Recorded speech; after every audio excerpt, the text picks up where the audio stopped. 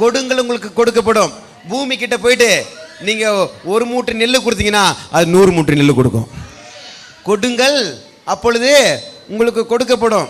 இந்த வசனத்தை நம்ம தப்பா புரிஞ்சுக்கிறோம். காணிக்கை எடுக்கும் போது மட்டும் கொடுங்கள் அப்பொழுது உங்களுக்கு.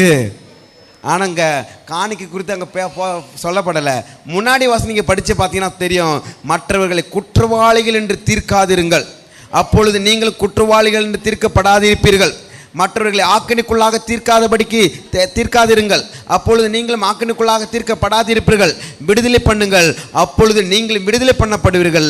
அதுக்கப்புறம் தான் சொல்கிறாரு, கொடுங்கள் அப்பொழுது உங்களுக்கு கொடுக்கப்படும். அன்பு கொடுத்தனா அன்பு கிடைக்கும், சமாதானம் கொடுத்தனா சமாதானம் கிடைக்கும். நீங்கள் மீன் குழம்பு கொடுத்தனா அவங்க பிரியாணி கொடுப்பாங்க. என்ன சொல்கிறீங்க? நீங்கள் கவலை மீன் கொடுத்தீங்கன்னா அவங்க பாறை மீன் கொடுப்பாங்க. எது விராமல் சொல்கிறீங்க? நாம் திரும்பியும் கொடுக்கறது மட்டும் வாங்கிட்டு போயிட்டா மறுபடியும் வராது. எல்லாம் கரெக்டாக கவனிங்க. அன்பு கொடுத்தீங்கன்னா அன்பு கிடைக்கும், சமாதானத்தை கொடுத்து சமாதானம் கிடைக்கும். மற்றவர்கள் நீங்கள் குற்றவாளிங்கன்னு தீர்த்தீங்கன்னா மற்றவங்க எதுக்கெடுத்தாலும் மற்றவங்க மேலே தப்பு, அவங்க தான் இவங்க தான், ஆமாம் எங்கள் மாமியார் தான், இவங்களால் தான் என் வாழ்க்கை போச்சு, எங்கள் கணவனால் தான் வாழ்க்கை போச்சு, என் மனைவியால் தான் என் வாழ்க்கை போச்சு, என் பிள்ளைங்க சரியில்லை என்று நீங்கள் சொல்லாதீங்க. நீங்கள் முழங்கால் படிட்டு ஜெபம் பண்ணி பாருங்க, சரியே இல்லாத கருத்தை சரிப்படுத்தி கருத்து முடிப்பாராங்க. மற்றவர்கள் குற்றப்படுத்தாதீங்க, மற்றவர்கள் குற்றவாளி என்று சொல்லாதீங்க. எதுக்கெடுத்தாலும் மற்றவர்கள் குற்றவாளி என்று நீங்கள் தீர்க்கப்படாதிருங்க, நீங்களே தீர்க்கப்படாதிருப்பீங்க.